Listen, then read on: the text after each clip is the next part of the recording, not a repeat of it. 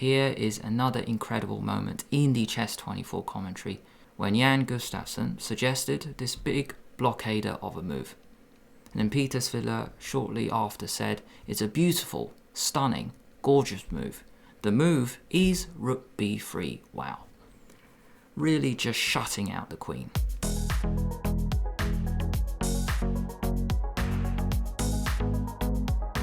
Firouzja needs to win, but Carlsen is fine with a draw to make sure he does not finish in the bottom four.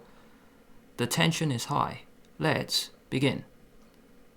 A player introduction. Firouzja, he's 16 years old from Iran, plays under the FIDE flag. He moved to France to build his career. World number 36 in Rapid with a rating of 27.03. Known for being a very sharp tactical player. Carlsen, he's 29 years old, Norwegian and world number 1. He's been world champion since 2013. His Rapid rating is 28.81. Firouzja has white, Carlsen has black. The game began. Knight f3, d5, g3, g6. This is a nice move order. No Slav today, but possibly transposing into a Fianchetto Grunfeld. c4. In this position, black can play d4, black can play c6, but here Carlsen played d takes c4. White will regain this pawn. Knight a3, bishop g7, knight c4. And a nice move here with knight c6, controlling the central squares. White can't go d4, so he goes d3 and e5. Is the pawn on e5 a strength or a weakness? It looks strong. Black can defend it in many ways. Bishop d2, planning to go to c3, knight e7 and h4. The trend these days, whenever you can play h4 and it looks like a possibility, then go for it. h6, the normal way to react. Because if white goes h5, then you go g5, just keeping the h file shut. Bishop c3 played by white and f6. This move looks ugly. Black's g7 bishop looks silly, but white's bishop on c3 is not superb. Bishop g2, bishop e6, castle, castle, rook c1, a5 played in the game. A good strategy just to keep the knights defending each other. Queen a4. This stops black playing a4. Maybe white can play queen b5 later, but rook d1 is now possible, trying to break open the center with d4. Queen d7, rook d1 and rook d8, keeping the queenside rook. Maybe it can go to b8 later. b6, just defending your pawn chain, and after e3, controlling d4, rook b8, which threatens b5. So white just tucks the queen back to c2. White can get ready to play b4 next, so Carlsen stops this with a4. Knight e1 played. To defend d3, also unleashing the g2 bishop. Notice you cannot play queen takes a4 because b5 will win the knight. So, knight e1 played. Overall, I really like black's position. He's got a lot of space, and he continues to grab space, this time on the queen side with b5. Knight back to d2 and bishop g4. Hitting the rook, so you should block with one of the knights. So he chooses knight f3 and bishop e6. Because Firouzja needs to win and Carlsen is fine with a draw, just to make sure he doesn't finish in the bottom four.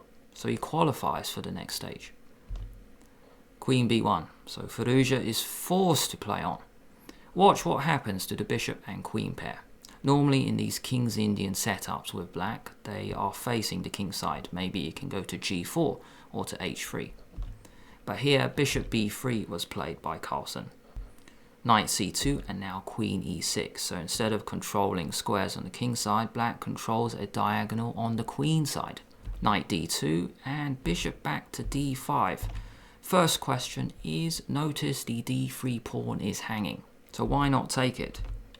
Because you are losing control.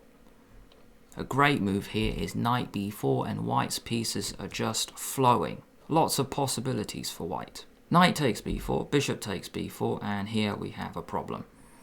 The bishop on g2 is now in the game. The bishop on b4 is in the game, attacking e7. The queen on b1 is in the game. attacking the rook on d3, and the rook on c1 is in the game, attacking c7. Every piece is in the game, just for the cost of a pawn. So if you play rook d7, let's get rid of the dangerous bishop. Notice here, you don't want to play bishop takes rook, because queen takes rook and the bishop on d1. It just has to retreat. So rook back to d7, knight b3, a b3, rook takes d7, queen takes d7, and white has too many options. Rook d1, and if you want to cash in, you can go bishop e7 and then queen g6. And white is much better here, because white's bishop will come into the game. Maybe it can come to e4, trying to checkmate black here. It can come to d5. This rook is much better than black's rook. So a move like rook takes d3 is just a sin. You just do not want to lose control. Don't give your opponent any chances. So after knight d2, let's just tuck the bishop back to d5. Knight e4 and f5. The pawn has been on f6 for many moves now. It's time to get more space. The knight does look good on c5, but we tuck the queen back on f7. And we still have this battery facing the queen side. e4, a huge decision to block the bishop on g2, but Firouzja is trying to force matters now. Coming up is a brilliant variation mentioned in the Chess24 commentary by Peter Svidler. This clip is on my Twitter page. F takes e4, played in the game by Carlsen, but why not bishop a2? Well, check out this amazing variation. Queen has to go to a1 and f4. This was one option for black to continue. Just getting space, why not lock it up? G takes f4, E takes f4 is the losing move because of this stunning response. Bishop takes g7, king takes g7, and now pause the video to find the winning move. What can white now play? I'll give you 5 seconds.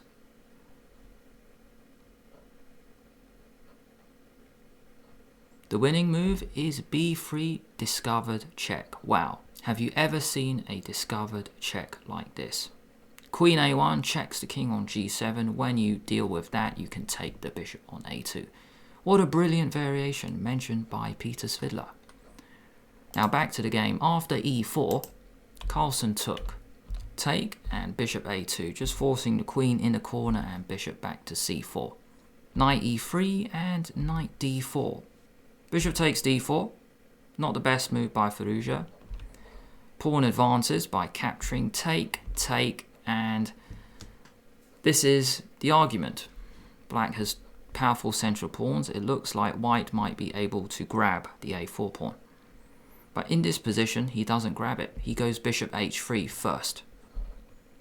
Planning bishop e6. Now there are two moves here. You can go rook d6 or king h7. Even rook b6, but I'm so glad black used the d rook to defend the e6 square, because coming up is a brilliant shot. Bishop h3 threatens bishop e6, so let's go rook d6 to defend. And queen a2, this was Firouzja's idea.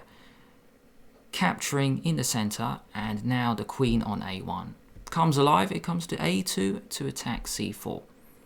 Here is another incredible moment in the Chess24 commentary when Jan Gustafsson suggested this big blockader of a move. And then Peter Svidler shortly after said, it's a beautiful, stunning, gorgeous move. The move is rook b3. Wow. Really just shutting out the queen. Knight takes a4 played in the game, but we must look at knight b3 and just check out this picturesque position. After a b3, queen b1, d3, the major pieces are just locked out of the game. Black can open up the king side with g5. Black can put the bishop on d4. The knight can go to c6, then to e5. All of black's pieces are just flowing. The moves are just too easy to make. And white's major pieces are absolutely useless. What an incredible exchange sacrifice by Carlsen. Rook d2. g5. Let's control f4 and then we can get the pieces in. Take. And I think we'll just leave it here. Black has just too much control. Put your bishop here, knight here to e5. The rook can swing to f6. Back to the game, rook b3 played, so knight takes a4 was chosen by Firouzja, not playing knight takes b3, and now d3. Still the same move, just shutting out the pieces.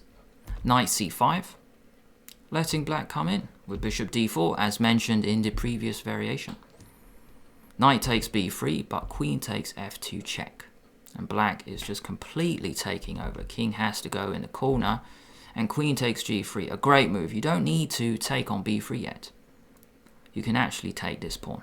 Now in the game, rook d2 was played, but I must ask this question because I was wondering, why not knight takes d4? Because I couldn't see a way for black to just win this. He might win it eventually, but there is an amazing move coming up. It's probably the best backward move I've ever seen. Queen takes h3 check, king g1, queen g3 check, and if you go king f1, then rook f6 check is over. So just to show you, rook f6 check, and if knight f5, the best move is actually knight f5, because then knight e3 check is next, queen c4, king h8, and the knight will just hop in. If you take rook f5, it will be mate. So here, king has to go in the corner. Coming up, the best backward move of all time. Rook takes d4. Rook takes c4. Here we go. Queen f3 check. You have to go king h2. You can't go king g1 or else queen takes rook will be check. And pause the video. Can you find the best backward move of all time? I'll give you 5 seconds.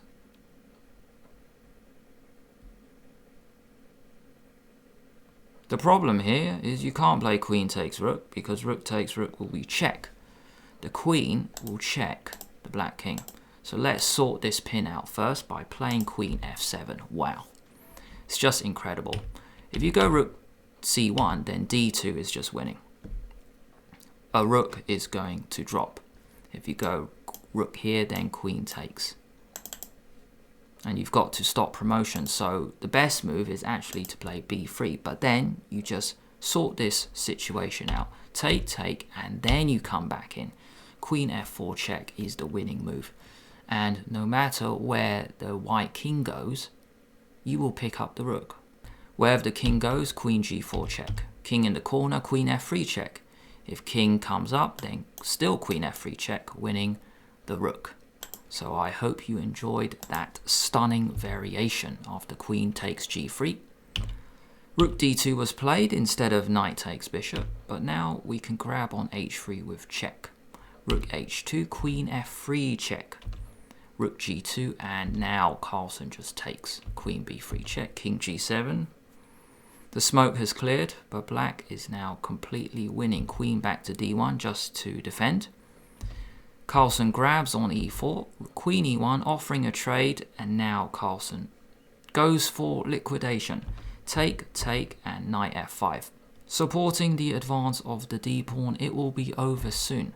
h5, you can just play g5, but Carlsen doesn't waste any time. Bishop e3, h takes g6, and now d2. I just want to show you this really cool variation. Very clean, just to finish it off. If you take on g6, take, take, d2, rook d1, knight g3 check, king g2, knight e4. Very clean, because if king f3, knight f2, and that's it.